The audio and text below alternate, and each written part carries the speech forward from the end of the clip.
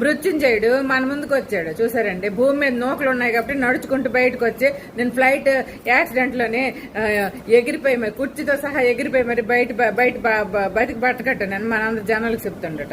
నిజంగా కదండి, అదేదో హాలీవుడ్ సినిమాలోనే అదేప్పుడు సినిమాలోనే చూడడమే కానీ నిజంగా అంత పెద్ద యాక్సిడెంట్ లో అందరూ చచ్చిపోయారు అనుకుంటే ఆ రమేష్ బేస్ వాళ్ళు ఎవరట.